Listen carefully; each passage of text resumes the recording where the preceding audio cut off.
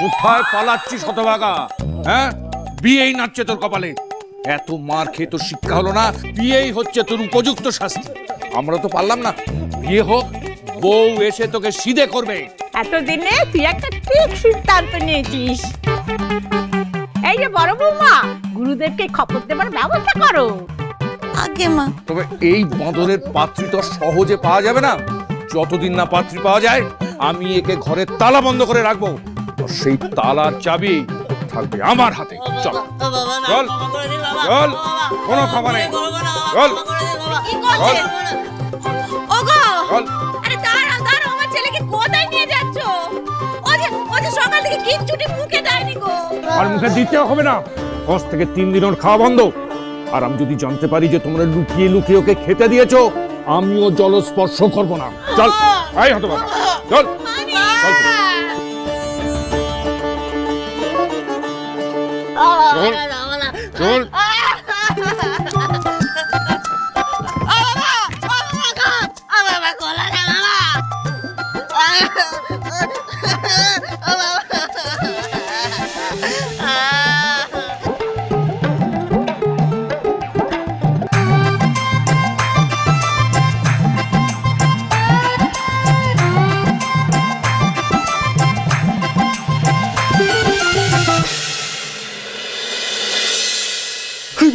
বাপরে বাপ, কি সাংঘাতিক ছিল।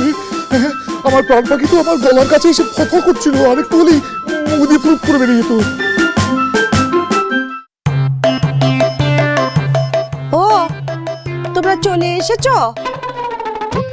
চলে নয়, পালিয়ে এসেছি। কই রে, একটু জল দে না। দিচ্ছি। এই নাও দাদা।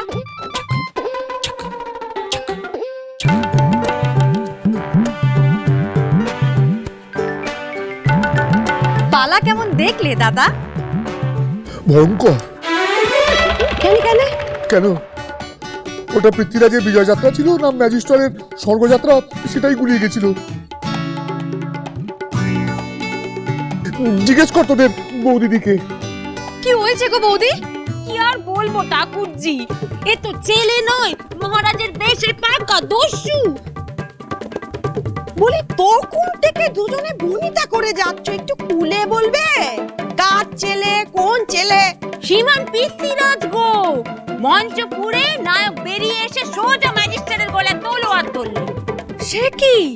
শুধু কি তাই, দারোয়ানেরা তো ওই ছেলেকে দেখেই চিনতে পেরে গেছিল। কিন্তু সেই দেখো আমার অরেঞ্জের হ্যাপি বার্থডে দিন হেসেলে ঢুকে সাহেবদের জন্য রান্না করা সমস্ত খাবার যারা খেয়ে নিয়েছিল, আজ আবার ম্যাজিস্ট্রেট সাহেবের গলায় তরোয়াল তুলে ধরেছে। এবার যে কি হবে আমার রায় বাহাদুর।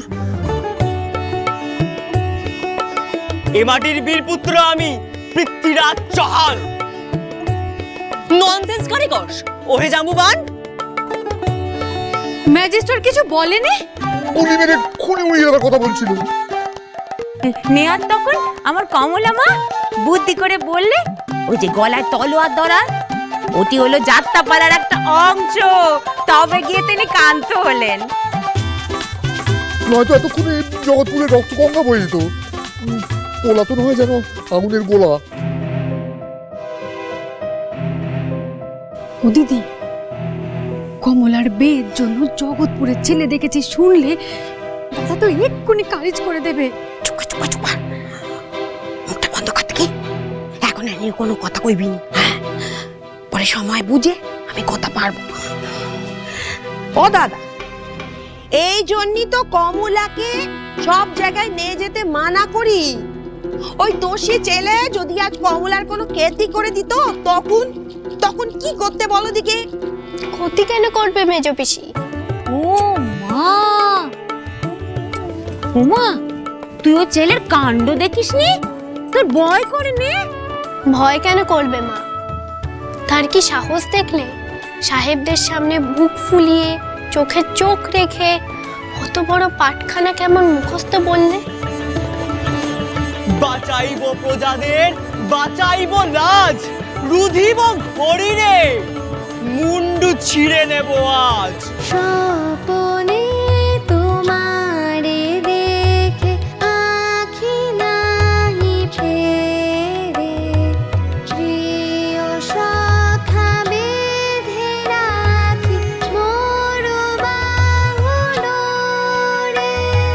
What nonsense!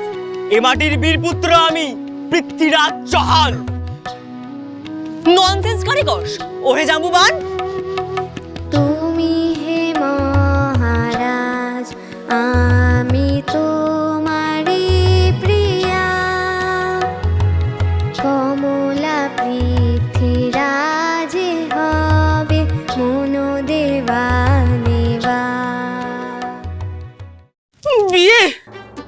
ওরে বাবারে, একই ঘর থেকে বেরোনো বন্ধ, খাওয়া বন্ধ, এক বাপের মারি হজম করতে পারছি না।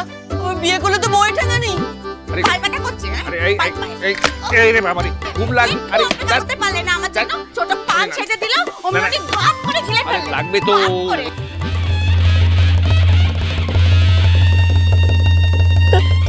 তুমি কে? জমিদারের মেয়ে, তোমার বউ। আমার বউ? না না না না, বিয়ে আমি কিছুতেই করব না। যেমন করে হোক আমাকে পালাতেই হবে।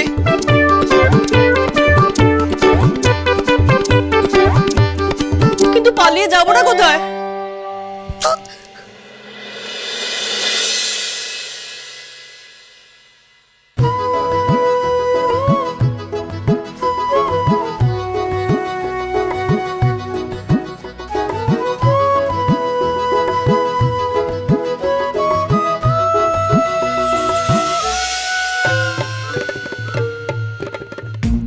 কাকা বাবু আজ যেমন মানিককে রাত্রাবেলা থেকে নিয়ে এলো, আজ মনে হয় আজ ছাড়িয়ে দেবে। ভেতরে কি চলছে সেটাও তো বুঝতে পারছি না। একবার সিগন্যাল দিয়ে দেখবো।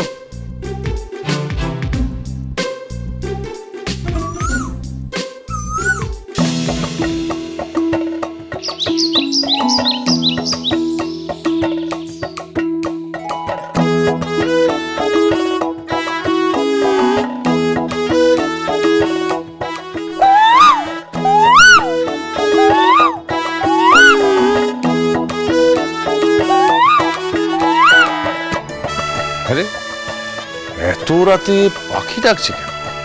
জানি না কত মশাই, তবে রাতের বেলা পাখি ডাকা বাড়ি অশুভ। কি?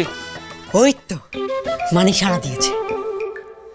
ও না বিপদের মধ্যে আছে, আমাদের ওখানে যেতেই হবে। চল। একটা কাজ কর ফটিক, তুই যা, আমরা নিচে পাহারা দিচ্ছি। কত মশাই, মানিক দাদা বাবুকে আটকে রাখা বোধহয় ঠিক হচ্ছে নে। কর, আমাকে জ্ঞান দেবে না। কোনটা ঠিক কোনটা ভুল আমি বুঝবো। তুই গ্লাসটা টেবিলে রেখে চলে যা।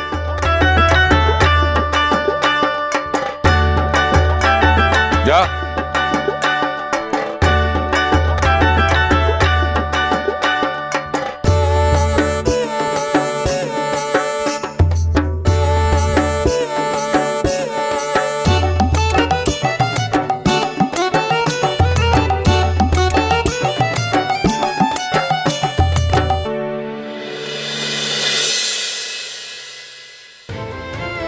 পাঁচ থেকে 3 দিন ওর খাওয়া বন্ধ।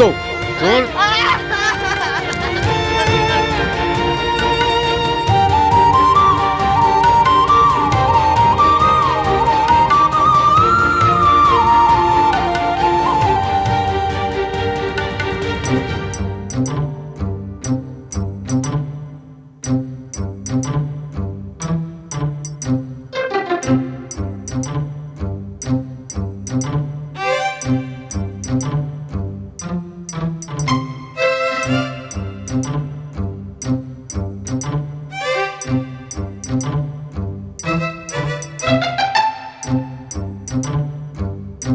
কাকা বাবু খুব মেরেছে না রে।